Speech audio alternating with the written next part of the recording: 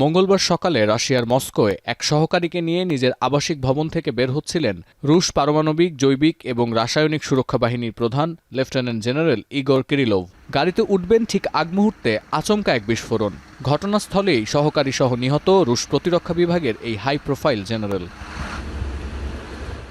হামলার পর প্রকাশিত ড্যাশক্যাম ভিডিও পর্যবেক্ষণ ও প্রাথমিক তদন্তের পর মস্কোর গোয়েন্দা বিভাগ জানায়, গাড়ির পাশে পার্ক করা একটি বৈদ্যুতিক স্কুটারে আগে থেকেই রাখা ছিল ৩০০ গ্রাম ওজনের বিস্ফোরক। মূল ঘটনাস্থলের দূর থেকে ঘটানো এই পূর্ব পরিকল্পিত গুপ্ত হত্যার দায় স্বীকার করেছে ইউক্রেনীয় গোয়েন্দা বিভাগ সিকিউরিটি সার্ভিস অফ ইউক্রেন বা এসবিইউ।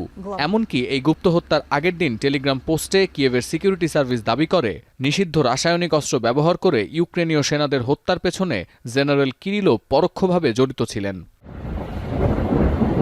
রুশ জেনারেল ও তার সহকর্মী নিহত হওয়ার পর এ ঘটনার তদন্ত শুরুর ঘোষণা দিয়েছে মস্কো। ভিন্ন এক প্রতিক্রিয়ায় রাশিয়ার পররাষ্ট্র মন্ত্রণালয় জানায়, কিরিলোভ নির্ভীক যোদ্ধার মতো মাতৃভূমির জন্য লড়েছেন।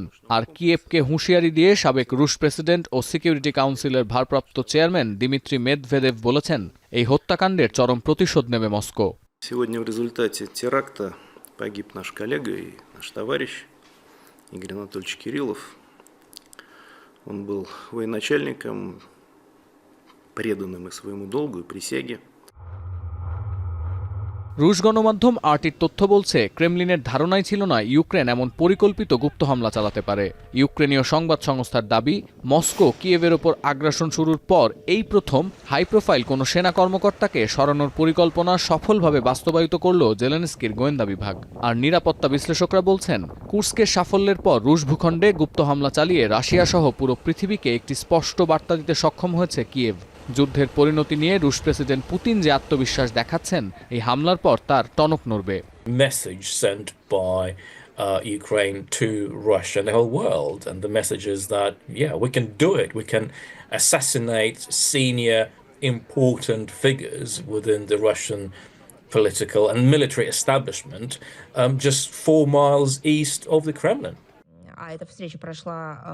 রাশিয়ার পররাষ্ট্র মন্ত্রণালয়ের মুখপাত্র মারিয়া জাকারোভার আনুষ্ঠানিক কোনো বিবৃতি গণমাধ্যমে প্রচার না হলেও ক্রেমলিন সূত্রের বরাতে বিবিসি জানায়, মুখ্য সচিবদের সাথে রুদ্ধদ্বার বৈঠকের পর জাকারোভা মন্তব্য করেন, বিশ্বজুড়ে রাশিয়ার প্রতিপক্ষ ছড়িয়ে আছে। যদিও বিশ্লেষকদের দাবি, রুশ ভূখণ্ডে কোনো হামলা হলে মস্কো বরাবরই এই একই বিবৃতি দিয়ে থাকে। সতীর্থ কর্মকার, এখন বিশ্ব। মাঠের অলরাউন্ডার আমি, আর ঘরের allrounder Tilex. Tilex toilet cleaner, clean মানেই টাইলক্স।